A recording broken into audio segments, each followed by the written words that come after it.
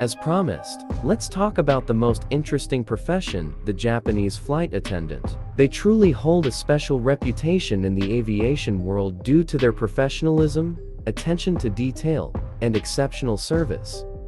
Their training resembles that of geishas in the sense that it includes not only learning service skills, but also developing their appearance, mannerisms, tactfulness, and the ability to anticipate passengers' needs. Travelers' accounts often highlight that flying with Japanese airlines is a unique experience, largely thanks to the high level of service provided by these flight attendants. They dedicate every minute of their time to satisfying the requests of each passenger, making the flight as comfortable as possible. Of course, there are stories, even adult film plots, that present this care from a slightly different angle. But no, it's all exaggerated. Japanese flight attendants do not sit on passengers' laps, and there are no special flights with unconventional services.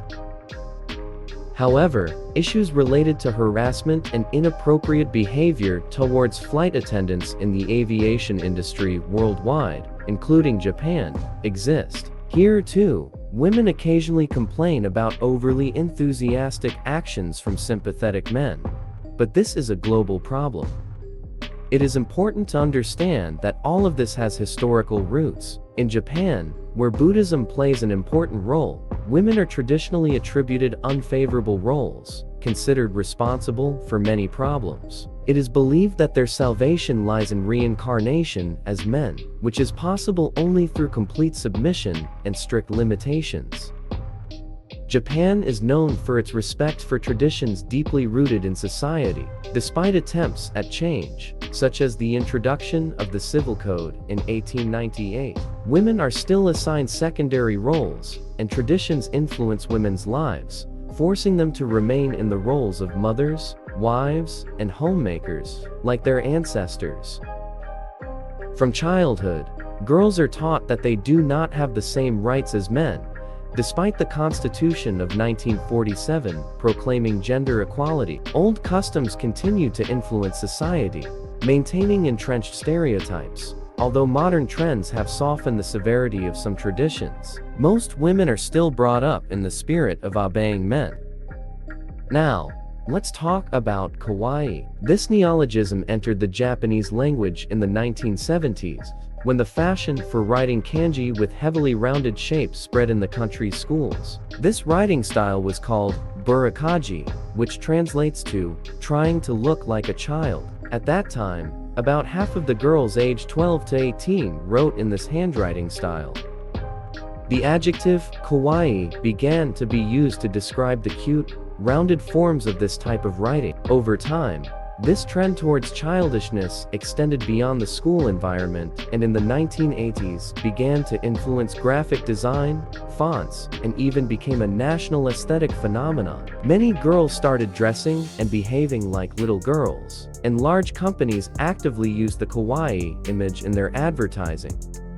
Today, in Japan, there are many products produced in a serious and kawaii style, as well as popular anime characters in this direction. The popularity of kawaii in Japan is often explained as a counterbalance to traditional social norms, which youth feel pressured by. Kawaii allows them to avoid the pressure associated with the need to grow up, take on responsibilities, earn money, and start a family, representing a kind of refusal to mature.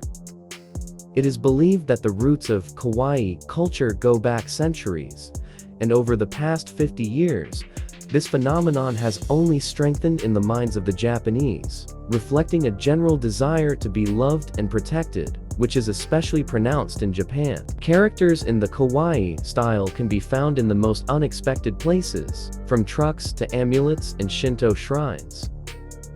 To be considered kawaii, a character needs to have certain traits: a large head, short legs, rounded shapes, and a small mouth, or its complete absence, like Hello Kitty, which is considered the prototype of a kawaii character. Kawaii differs from traditional notions of beauty. If we usually associate beauty with elegance, maturity, and seriousness, then kawaii is associated with infantilism, roundness, and obvious vulnerability. The example with the puppy and an adult dog illustrates this difference. A puppy is not considered beautiful in the classic sense, but it's kawaii. However, all prohibitions and restrictions eventually breed rebels, as was the case with the Japanese female group Sukeban, which translates from Japanese as woman boss. They became a significant part of Japanese culture in the 1960s, representing the female counterpart to male biker gangs. These female gangs initially formed from girls who spent time smoking in school bathrooms, but over time, their activities became more serious and organized. By the 1970s, the number and scale of these gangs had significantly increased, making them an important element of Japanese street culture. The Sukeban girls engaged in robberies, fights, and thefts, forming gangs of various sizes, from small groups of thieves to large alliances numbering thousands of members. They had a distinctive style of dress, including modified school uniforms with elongated skirts and a unique way of wearing blouses. Their appearance was complemented by colorful hairstyles and gang symbolism on their clothing. Sukeban adhered to a strict code of conduct, and violations were punished with harsh measures. For self-defense and attacks, they used concealed razor blades, chains, and even bamboo swords. Their activities caused such great concern in Japanese society that in the 1980s, they were described as harbingers of doomsday. Official police publications documented attempts by authorities to suppress female criminal gangs in the 1980s and 1990s, but these efforts did not succeed, and the gangs continued to grow. Sukeban left a noticeable mark on Japanese popular culture, becoming a source of inspiration for numerous manga anime and films, where they are depicted as strong and feminine characters. However, modern girls are striving to fight for their rights in more civilized ways, deliberately bringing to public attention situations where women were intentionally given lower scores on exams to limit their access to prestigious universities. Girls try to draw attention to this issue via the internet. In some companies, even employment contracts may contain provisions regarding women's appearance, including requirements for clothing, makeup, decolletage, and heels, all to please the boss's eye.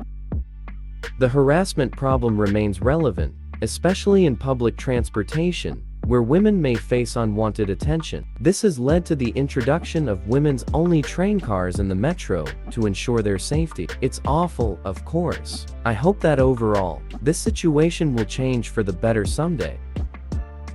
And that's it for now. Subscribe to my channel, give it a thumbs up, and see you soon, friends.